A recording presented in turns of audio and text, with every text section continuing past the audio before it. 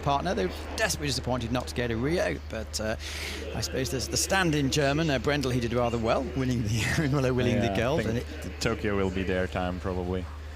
Cuba, well, they're massive different age gap, but they've done really well in the last few years.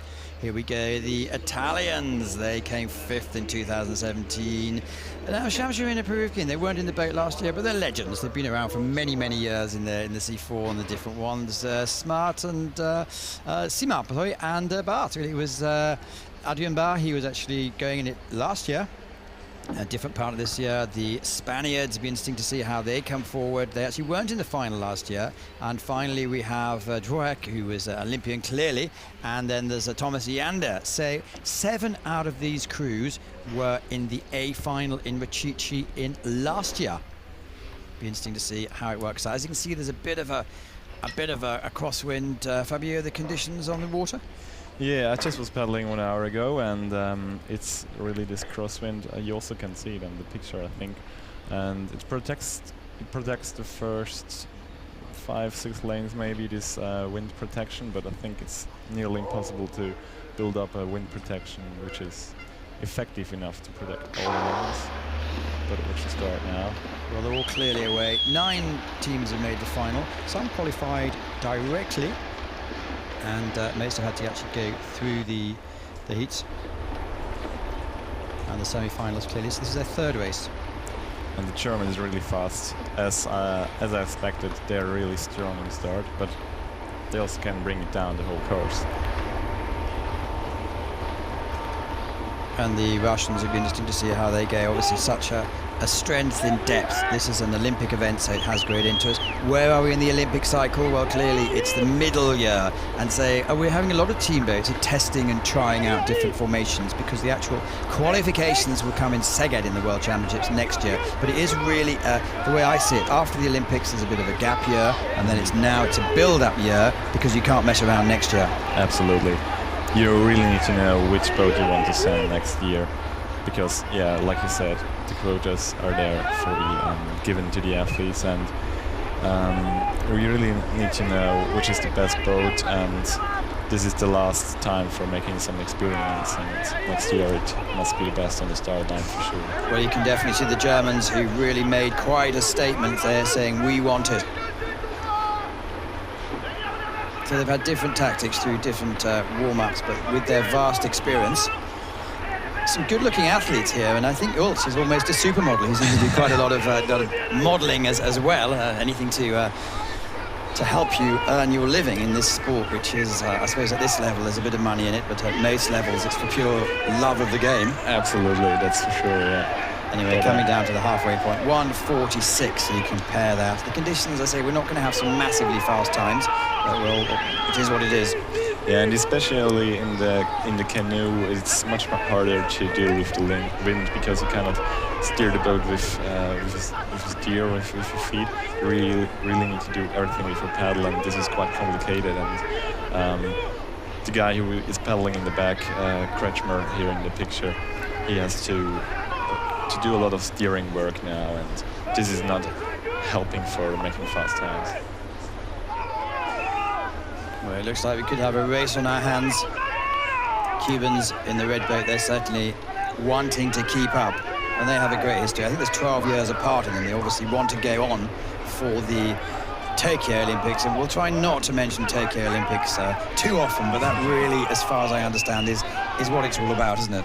Oh, absolutely. In such a sport, the Olympic Games are so important, because it's the only time in 4 years where you really can get attention, where you can get new sponsorships, and yeah, where everybody's paddling and training for it. Soon the Olympic Games are over, you're looking for the next Olympic and next Olympiad time, what you want to do in these 4 years, how you want to do it. And let's see, well, we have an Olympic champion leading with, what, about 100 meters to go. They are controlling the race, but Cuba's saying, I want it. Slightly faster slate rate. Coming into the last 50 meters of the course, you can see with the red boys on your screen, it looks like it's going to be start to finish for the Germans. Can they hold on there? Clearly they can. So first gold medal goes to Germany, world champions. Second, Cuba, and third, Russia. Good clean race, and a very dominant race. Their tactics were just too, well, you're a tactician. They went out quickly and kept going, I guess. Absolutely, absolutely. And what you also could see was that the lanes 7, 8, and 9 were really not in a good position. I want to keep on an eye for this afternoon. Maybe it's really because of the wind that it's not really fair, but sure, if you're down on lane 9, you're not the favorite, this is for sure, but maybe also the wind is not helping you a lot. So how do the seedings going? I'm guessing that it's the 4, 5, and 6, which is the fastest. Always, yeah, exactly.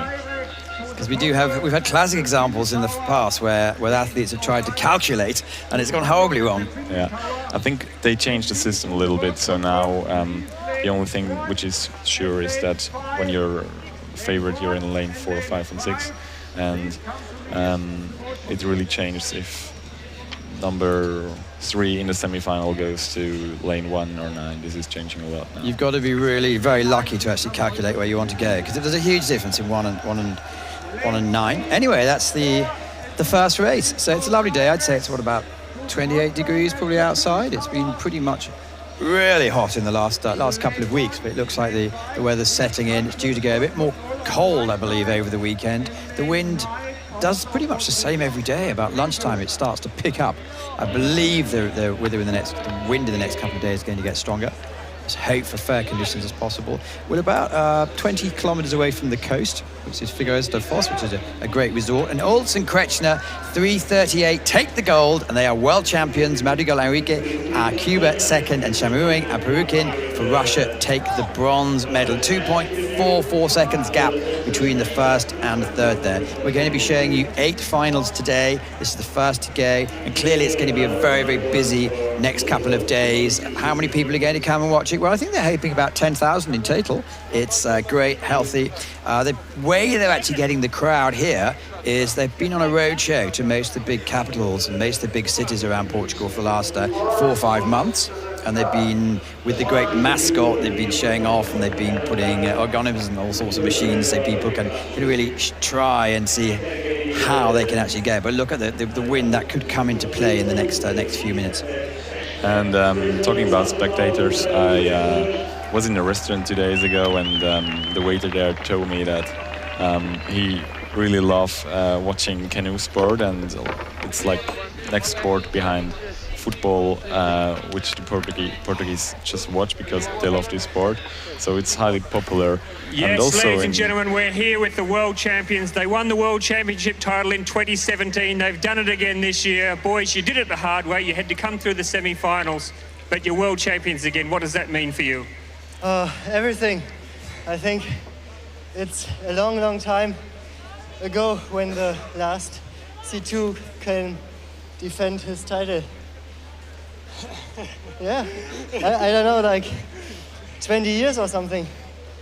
Well, you've made a bit of history today. Congratulations, enjoy the moment. Well done. Put your hands together, ladies and gentlemen, for our gold, silver and bronze medalists in the C2 1000. So we're always trying to give you a little bit, the idea is to get you a little bit closer and go behind the scenes and say there's Ross Solly, the ICF media manager, is grabbing the athletes as soon as they come out of the water and asking them a couple of questions.